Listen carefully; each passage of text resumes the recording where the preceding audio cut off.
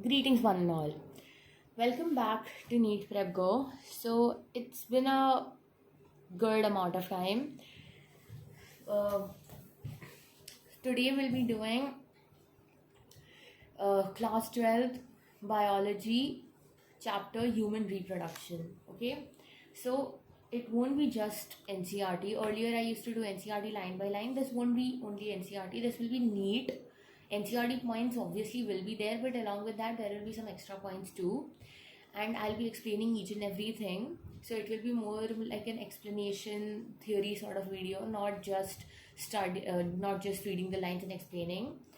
And yeah, it's been a long time, and hopefully I'll start uploading regularly from now on. So till now, I've uploaded I think four. I've also made playlist for all the subjects that I have uploaded till now. But from now on, primarily I'll be uploading physics, chemistry, biology of class 11th and 12th NEET portion. If you want, on request, can upload physical education, psychology, or any of the English chapters. If in English I've already uploaded one, which is Indigo. If you want more, then surely I will try my best to upload those videos. But now we'll be completely focusing on our NEET portion. So let's start with human reproduction.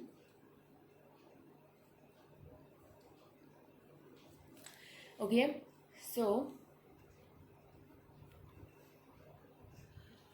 firstly, in human reproduction, what is reproduction? Okay, so reproduction is basically, it is an essential life process which ensures the continuity and survival of a particular species. Okay, so if someone asks what's reproduction, so basically for the continuity of a particular species, this life process exists. Okay, reproduction is a life process which ensures the continuity of a particular species from one generation to another. Okay, so basically that is reproduction. Then what are the basic steps to reproduction? So firstly,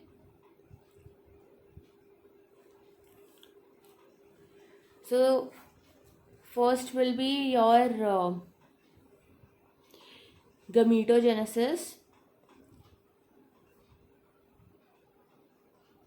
gametes, genesis, formation, that is production. So gametogenesis, that is formation of gametes. What are the two gametes? That is your sperm and ovum, or you can say egg or ova, whatever you want. So that is spermatogenesis. Okay, that is formation of sperms is called as spermatogenesis, formation of ovum is called as oogenesis. Then secondly comes your insemination. What is insemination? Ahead we will study in much more detail.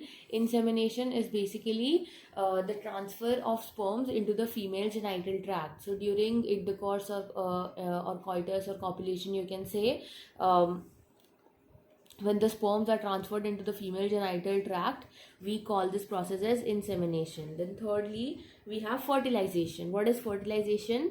Fertilization is the fusion of male and female gamete. Okay, so I'll be repeating twice. If you can, then please note down, or else remember, take short notes.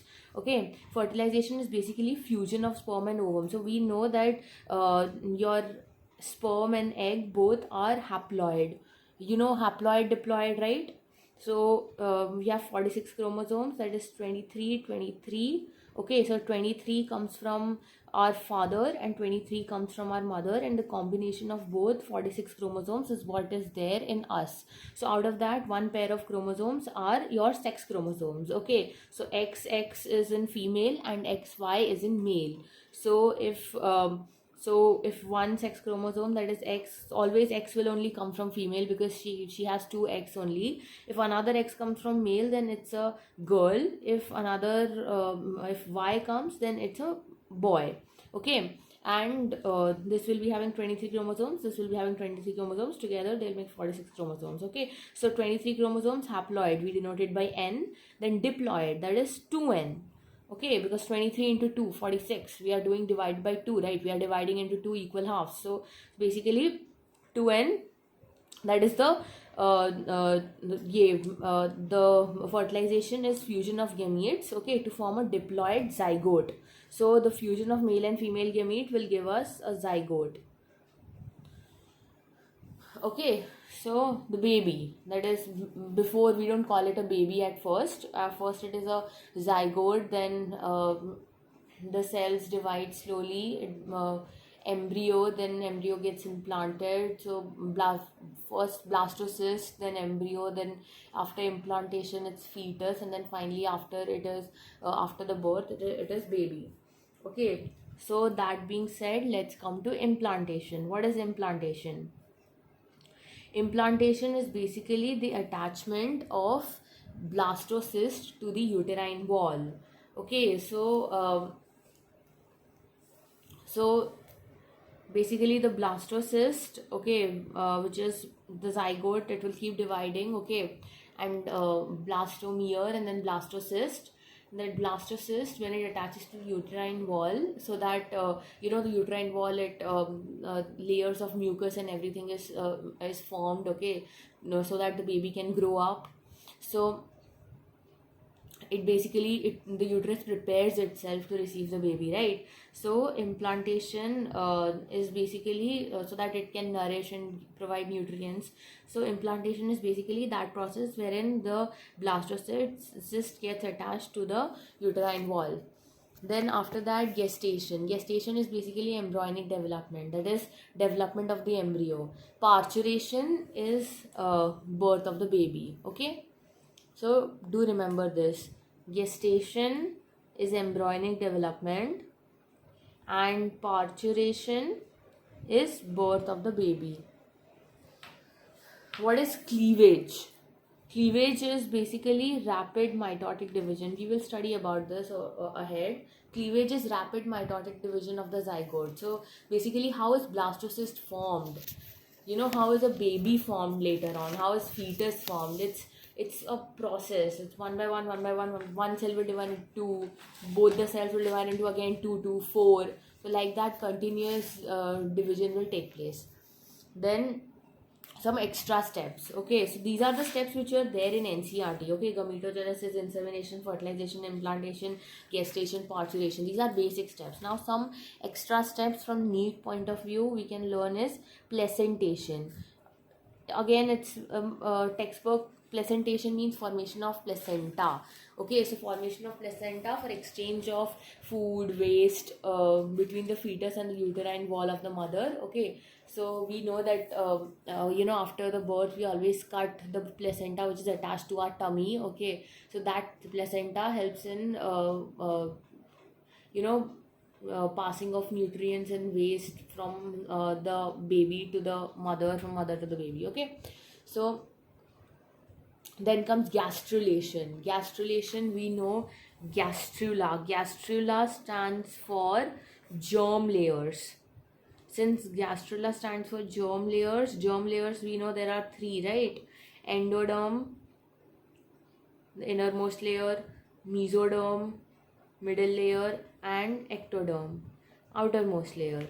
So basically gastrulation means the blastocyst is changed into gastrula and it contains the primary germ layers. That is gastrulation. That is when the blastocyst changes into a gastrula and forms the primary germ layers. Primary germ layers means ectoderm, endoderm सबसे पहले form होगा because mesoderm is formed later on. Now organogenesis. Again, genesis, formation, organ. You know what is an organ. So organogenesis is basically formation of organs and organ system. That is special tissues, organs, organ system. Now blastocyst or morula First it's morula, then it transforms to blastocyst. It contains 16 cells. Okay, do remember this. Again, we will learn ahead also. Okay. Then male reproductive system. If you want to note down anything. Okay. Now male reproductive system. Now we'll only be doing male. Female we'll do next in the next video. Okay. Male reproductive system is basically a system of organs which is responsible for in the abdomen, which is responsible for reproduction. Okay. So now the diagram somewhat goes like this. Okay, just wait. Yeah, okay. So the diagram goes somewhat like this. It will save time also. I've only drawn it. It's not that good, I know, but anyways. So as you can see, this is the scrotum, okay, wherein the testes lie. This is the testes. This from here is the epididymis. The epididymis opens into the vas deferens. The vas deferens goes like this, like this, like this, and here comes your seminal vesicles. Okay, so this is the seminal vesicle. Now from the seminal vesicle comes to the seminal vesicle duct as well as the urinary bladder duct, both together. That is the vas deferens and the seminal vesicle duct. I'm so sorry.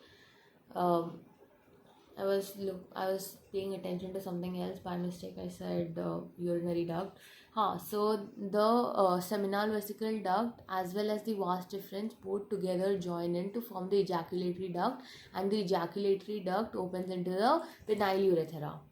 Okay, so now as you can see over here, this is the urinary bladder. Okay, so the ureters from the kidneys, they come and they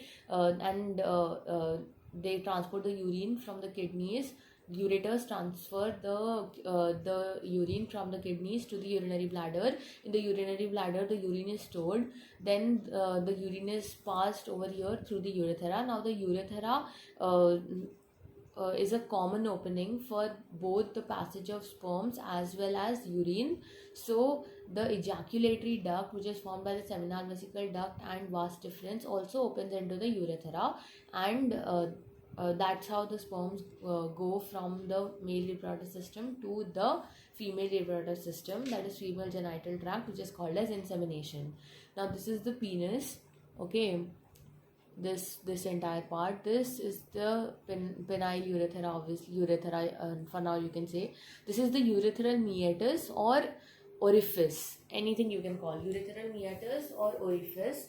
This is where urine comes out from. Okay, now this is testes, scrotum, this is vas deferens, this is prostate gland, and this is bulbourethral or Cowper's gland. So basically there are three glands in male reproductive system. The first is the seminal vesicle gland, then comes the prostate gland, and lastly the bulbourethral or Cowper's gland. This from the behind, this is the large intestine. So there are total 2 openings in the male reproductive system. One is for your urine and sperms, and then the second one is for your feces. Okay. Now ejaculatory duct opens into the urethra, and testes is located outside the abdomen. Okay, so since testes is located outside the abdomen, we can call it extra abdominal. Okay, now let's see another view, okay, of the male reproductive system. So as you can see, like I said, 2 ureters will bring urine from the kidneys. This entire thing is the urinary bladder. Ampulla is the swollen part basically. Okay, now this is the seminal vesicle. The bigger portion that I'm saying, the round, is the urinary bladder. I'm saying this is basically ahead of the urinary bladder, like in front of the urinary bladder. This is present anteriorly. Okay, now this is the prostate gland, then bulbourethral or Cowper's gland. So you can see the ejaculatory duct opened into the urethra, and all the prostate gland, the Cowper's gland, all are giving secretions. Okay, now this is this layer is glans penis. Okay, glans penis and penis is basically like the outer part, you can say. Now, three types of accessory glands. Okay, prostate gland, seminal vesicle, Cowper's or bulbourethral gland. Which are the organs which are present in pair? This is important. So, we have two, like males have two testes. Okay, and obviously they have two testes, so the testes are then joined with epididymis, so two epididymis are joined with vas deferens, so obviously two vas deferens. The vas deferences go to the seminal vesicles, so basically two seminal vesicles, seminal vesicle duct as well as the vas deferens duct together make the ejaculatory duct, so obviously two ejaculatory ducts. And bulbourethral or Cowper's gland is also two, and the testes are two, then obviously they'll be in scrotum also, so two scrotums. Okay, now testicular veins open into the inferior vena cava. This is very important point. Where do the testicular veins open into? They open into the inferior vena cava. Now mesoarcheum. What is mesoarcheum? Peritoneum and fetal testes. Mesoarcheum is basically peritoneum and fetal testes. Then what is tunica vaginalis? Tunica vaginalis is actually the peritoneum around the adult testes. Okay, so basically what happens is the testes are not initially located where they are located in adult males or teenage males, or you can say children also, boys also. When they are babies, then the babies in babies, the testes is actually located in the abdomen. In the 7th month of pregnancy, they descend. Okay, they descend down. So when they descend, they take a part of the abdominal, what can you say, covering along with them. So that is the surrounding layer that of abdomen, as we all know, is called as peritoneum. So a part of peritoneum is taken with the testes as the scrotum is formed as they move down or they descend in the 7th month of pregnancy. Then this layer is called as tunica vaginalis. So the outermost layer is actually tunica vaginalis. Then it is what is a scrotum? Scrotum is a pouch-like structure. It is deeply pigmented. It's located outside the abdomen. Why is the scrotum located outside the abdomen? It is a very important question. The scrotum is located outside the abdomen so that the sperms can grow at an adequate temperature. Okay. Then dartos muscle is present in the scrotum. It helps in contraction when there is a change in temperature. So when there is very hot and you are wearing very tight clothes, then the dartos muscle will make sure that the testes, they move away. The scrotum, it moves away from the body so as to so for the temperature to be low. But then when we are in extreme winters, then in order to get the warmth of the body, it will come closer. Okay. Then spermatic cord. What is spermatic cord made of? It is made of blood, lymph. Okay, blood in the sense not exactly blood, like arteries, veins. Okay, lymph, nerve, and vas deferens. Now dartos muscle is for scrotum, cremaster muscle is for testes. Both have the same function. Okay, that is temperature regulation, come near far. Okay, accordingly, so that the sperms can be produced efficiently. Now spermatic cord is a fibrous cord from which testes are suspended in the scrotum. Okay, it extends from posterior end to the scrotal wall. Now testes are found in the abdomen. They descend in the 7th month of pregnancy. We already know this. Now testes are attached to bottom of the scrotum by a muscular band which is called as gubernaculum. Okay, so how are the testes attached to the bottom of the scrotum? They are attached by a muscular band called gubernaculum. Now testes are called as the primary organ. Why are testes called as the primary organ? There's a big reason behind it. We know that heterocrine glands, okay, gonads, they have both secretion, hormonal secretion as well as your normal enzyme secretion. So basically, what is the other organ which is a heterocrine gland? Pancreas. Pancreas is also a heterocrine gland. It produces insulin, glucagon as hormones, as well as pancreatic amylase, pancreatic juice, etc. As enzymes in order to facilitate digestion properly. Okay, but now gonads in testes, it is a primary male organ. Why? First point, it is a primary male organ because it produces the male hormone androgen. Secondly, it produces the male gamete sperm. Since it does both the functions, it is a primary male organ. It is surrounded by three layers. First is tunica vaginalis, outermost layer, which is basically a part of peritoneum, which is descended at the 7th month of pregnancy. Second is tunica albuginea, and last is tunica vasculosa. Vasculosa, as you can see, vascular, so it will be made up of a network of capillaries. Okay, now tunica vaginalis is actually a part of peritoneum which is surrounded from which descended from abdomen. Now testes have 250 testicular lobules, and each testicular lobule has 1 to 3 seminiferous tubules. This information is very important. You need to learn this by heart.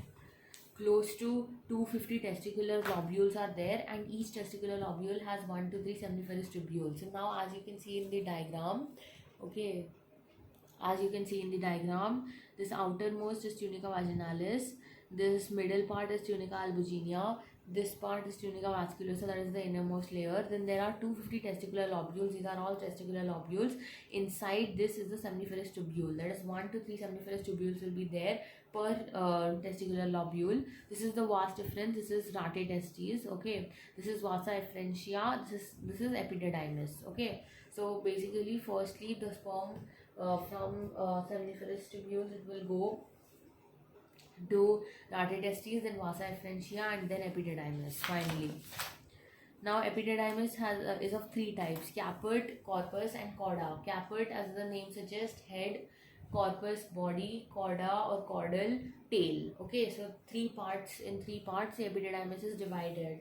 Caput epididymis have stereocilia. They absorb 90% of the fluid. Okay, because initially sperms are not motile, so basically they don't need so much fluid. Then corpus epididymis, it temporarily stores. Cauda epididymis has the thinnest epithelium. Storage of sperms is 10 to 60 days. Okay, in cauda or caudal epididymis. Now, what is the function of epididymis? It basically creates an intra-luminal environment which suppresses sperm motility until ejaculation. So, until ejaculation is done, it suppresses sperm motility.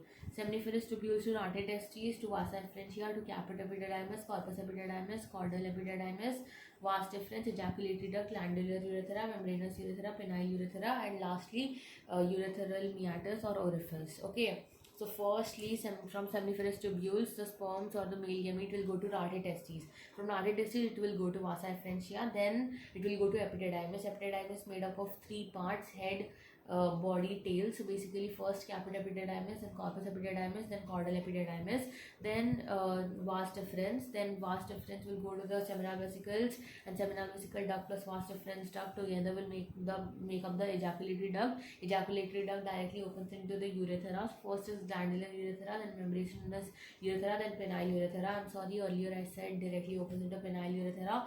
It's actually, even there's another also word. Many that is parts of urethra are there. Then lastly, it will come out through urethral meatus or orifice.